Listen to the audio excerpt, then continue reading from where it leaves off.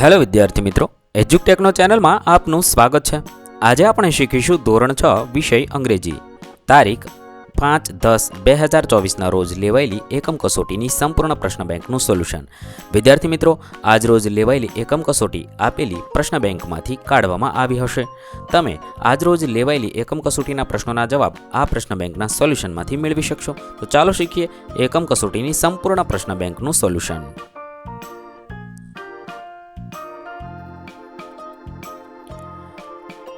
આજરોજ લેવાયેલી એકમ કસોટીમાં પાઠ 1 થી 3 સુધીના પ્રશ્નોના જવાબનો સમાવેશ થયો છે। પ્રશ્ન number 1, read the paragraph and answer the question. પેરેગ્રાફના આધારે પ્રશ્નોના જવાબ લખવાના છે। અહીંયા કુલ 5 ફકરાના જવાબ છે। તમારી શાળામાં કોઈ પણ એક ફકરો પૂછાયો હશે, તો ફકરાને આધારે પ્રશ્નોના જવાબ લખીએ। ફકરો વાંચવાનો છે, સમજવાનો છે, તેના આધારે પ્રશ્નોના જવાબ જોઈએ। સવાલ number 1, how was the classroom on last Monday? જવાબ થશે the classroom was cold on last Monday. સવાલ number 2, find out the opposite word of late? જવાબ થશે early. 3, where was mister Joshi on last Monday? જવાબ થશે એટ ધ સ્કૂલ, તેથી C જવાબ આવશે। 4, what was like a refrigerator? જવાબ થશે a school. 5, last Monday was ખાલી જગ્યા ફોર મિસ્ટર જોશી? જવાબ થશે સેમ। ત્યારબાદ બીજો ફકરો છે, તે ફકરો વાંચવાનો છે, સમજવાનો છે, તેના આધારે પ્રશ્નોના જવાબ લખવાના છે। સવાલ number 1, what was the gift? જવાબ થશે a tie was the gift.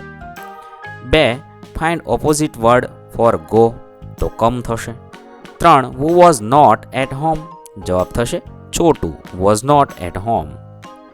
4, the message was ખાલી જગ્યા? જવાબ થશે thank you for the blanket.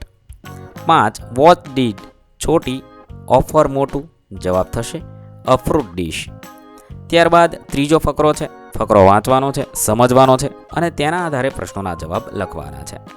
સવાલ number 1, when did Birju and his friends gather? જવાબ થશે Birju and his friends gathered after sunset. સવાલ number 2, find out the opposite word for day? જવાબ થશે નાઇટ।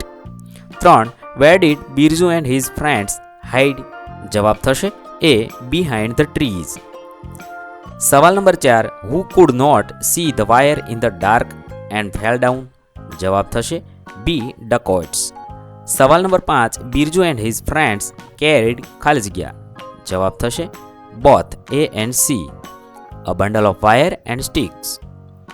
ત્યારબાદ ચોથો ફકરો છે, વાંચવાનો છે, સમજવાનો છે, અને તેના આધારે પ્રશ્નોના જવાબ લખવાના છે। સવાલ number 1, which festival do we celebrate during winter? જવાબ થશે we celebrate Diwali, Uttarayan, Christmas, Vasant Panchami, new year during winter. સવાલ number 2, find out the opposite word for cold? જવાબ થશે warm. 3, when does winter start? જવાબ થશે C November. 4, how are the days in winter? જવાબ થશે C sorter.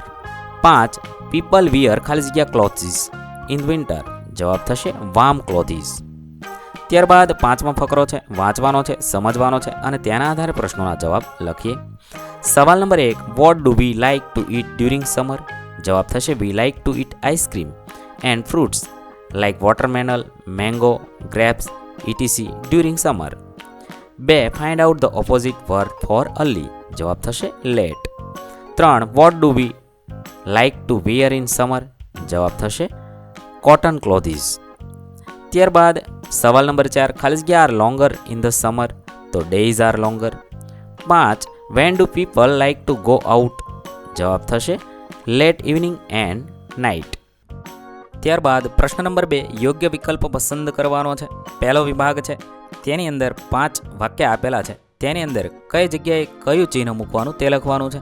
પહેલામાં આવશે પ્રશ્નાર્થ ચિહ્ન, બીજામાં થશે પૂર્ણવિરામ, ત્રીજામાં આવશે, ત્રીજામાં અહીંયા અલ્પવિરામ આવશે। મારે અહીંયા એ પર ચોરસ થયું છે, જવાબ થશે બી અલ્પવિરામ। ચોથામાં આવશે અલ્પવિરામ અને પૂર્ણવિરામ। પાંચમામાં આવશે ઉદ્ગાર ચિહ્ન અને પૂર્ણવિરામ। ત્યારબાદ બીજો વિભાગ છે, બીજા વિભાગમાં પણ 5 વાક્ય છે।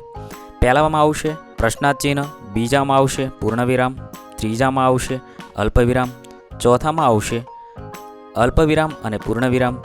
પાંચમામાં આવશે ઉદ્ગાર ચિહ્ન અને પૂર્ણવિરામ. ત્યારબાદ ત્રીજો વિભાગ છે. ત્રીજા વિભાગમાં પહેલામાં આવશે પ્રશ્નાર્થ ચિહ્ન, બીજામાં આવશે પૂર્ણવિરામ, ત્રીજામાં આવશે અલ્પવિરામ, ચોથામાં આવશે અલ્પવિરામ અને પૂર્ણવિરામ, પાંચમામાં આવશે ઉદ્ગાર ચિહ્ન અને પૂર્ણવિરામ. ચોથું છે, ચોથાની અંદર પહેલા વાક્યમાં આવશે પ્રશ્નાર્થ ચિહ્ન, બીજામાં આવશે પૂર્ણવિરામ, ત્રીજામાં આવશે અલ્પવિરામ, ચોથામાં આવશે અલ્પવિરામ અને પૂર્ણવિરામ, પાંચમામાં આવશે ઉદ્ગાર ચિહ્ન. ત્યારબાદ પાંચમો વિભાગ છે. પાંચમા વિભાગમાં 5 વાક્ય છે. પહેલામાં આવશે પ્રશ્નાર્થ ચિહ્ન, બીજામાં આવશે પૂર્ણવિરામ, ત્રીજામાં અલ્પવિરામ, ચોથામાં અલ્પવિરામ પૂર્ણવિરામ અને પાંચમામાં ઉદ્ગાર ચિહ્ન અને પૂર્ણવિરામ આવશે. આ રીતે આપણે યોગ્ય જગ્યાએ યોગ્ય ચિહ્ન મૂકી વાક્ય પૂર્ણ કરવાના છે. ત્યારબાદ પ્રશ્ન નંબર 3, ફકરાના આધારે યોગ્ય વિકલ્પ પસંદ કરી પ્રશ્નોના જવાબ લખવાના છે. કોઈ પણ એક વિભાગ લખવાનો હોય છે. અહીંયા તમારી શાળામાં એક વિભાગ પૂછાયો હશે. અહીંયા આપણે 5 વિભાગના જવાબ શીખીશું. પહેલા વિભાગમાં એક ફકરો છે. ફકરાના આધારે પ્રશ્નોના જવાબ લખવાના છે. સવાલ number 1, who went to the picnic? જવાબ થશે Mahesh and his friends vent to the picnic. ત્યારબાદ બીજું છે, when did Mahesh and his friend go to the picnic?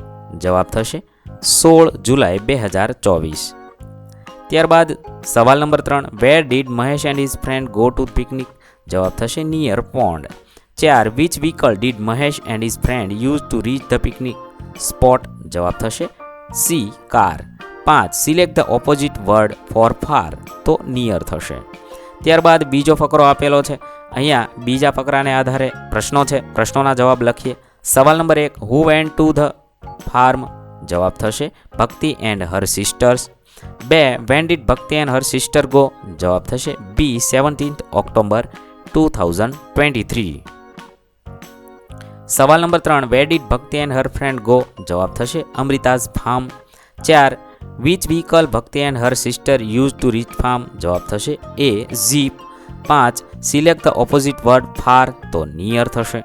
ત્યાર પછી ત્રીજો ફકરો આપેલો છે. ફકરાને આધારે પ્રશ્નોના જવાબ લખવાના છે.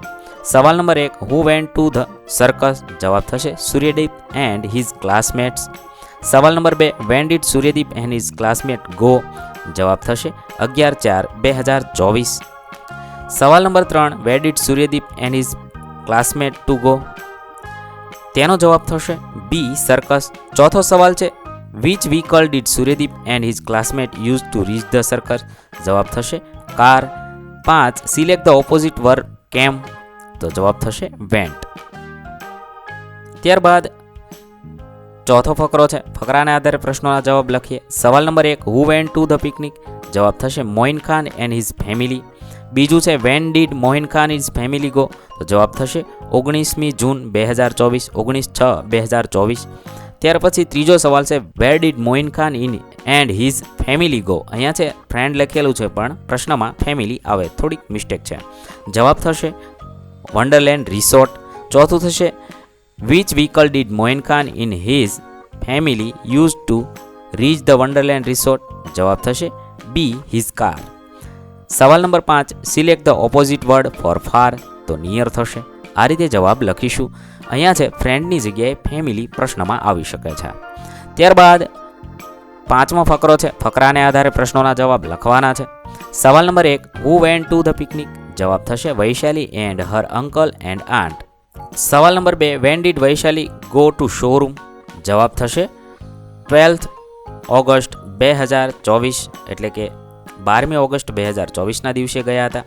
સવાલ નંબર 3, where did Vaishali go? Vaishali ક્યાં જાય છે? જવાબ થશે અ કાર શોરૂમ. ચોથું, which vehicle did Vaishali use to rich car showroom? જવાબ થશે બસ. 5, select the opposite verb far? તો નિયર. ત્યારબાદ પ્રશ્ન નંબર 4, નીચે આપેલ પરિચ્છેદમાંથી નાવ અને 3 month અગો ના વાક્યો અલગ પાડીને કોષ્ટકમાં લખવાના છે. અહીંયા તમે જોઈ શકો છો આ રીતે ફકરો આપેલો છે. નાવના વાક્ય અને 3 month અગો એટલે 3 મહિના પહેલાં.